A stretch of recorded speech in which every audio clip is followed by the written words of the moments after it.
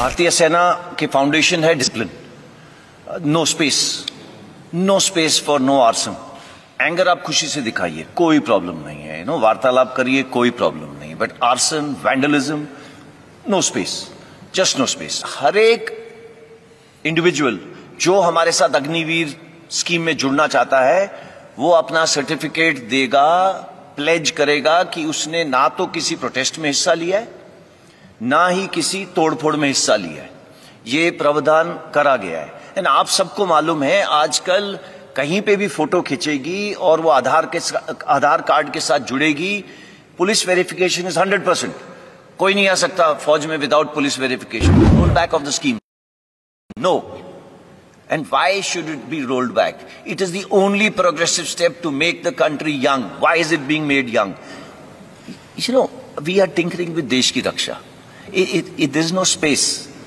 एक ही सिर्फ है देश की रक्षा करने के लिए, और देश की रक्षा करने के लिए मैं आपको एग्जांपल देता हूं। पता कितनी कैजुअलिटीज आती हैं just for health purposes from high altitude areas. आप पढ़िएगा, ओके, तो तब आपको पता चलेगा यंग क्यों जरूरी है, ओके, एंड क्या जरूरत है उसकी। इंटेक 50,000 से 60,000, 50,000 60,000 के बाद क्या होगा? ये इंटेक 90,000 से लेके 1.25 लाख होगी। So it is not 46,000। ये हमने क्यों करा है? इसलिए करा है स्टार्ट स्मॉल, स्टार्ट मीडियम। क्यों? सो दैट हमें भी इस स्कीम को चलाने के बाद सीखने को मिले कि इसमें दिक्कतें क्या है। हमें इंफ्रास्ट्रक्चर जो है ट्रेनिंग के लिए उसको बढ़ाना पड़ेगा। जो आज जवान को पेड अलाउंसेस मिल रहे हैं वो अग्निवीर को ज्यादा मिलेंगे। Please don't take him cost to company वगैरह जैसे word. There is nothing.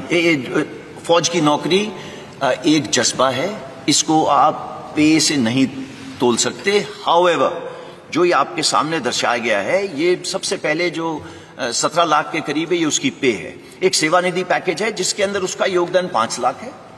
Government अपनी तरफ से 5 लाख डालेगी।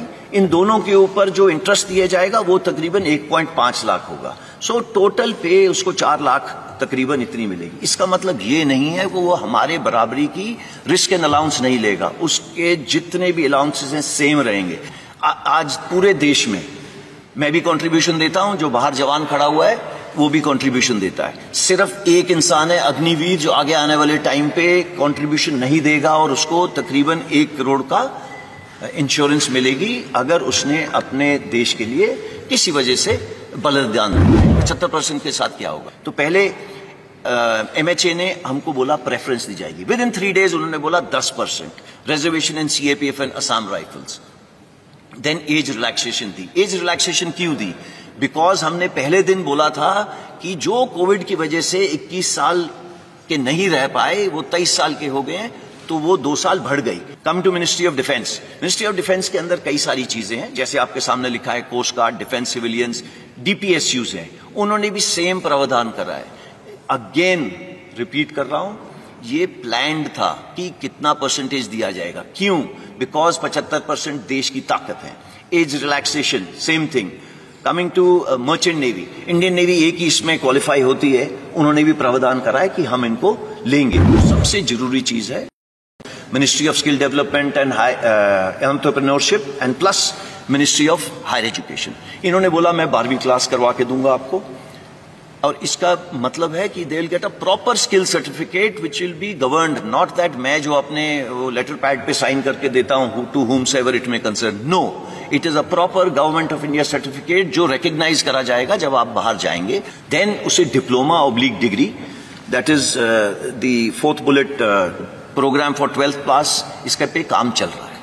ओके, 4-5 महीने में ये भी तैयार हो जाएगा। इसमें कोई रॉकेट साइंस नहीं।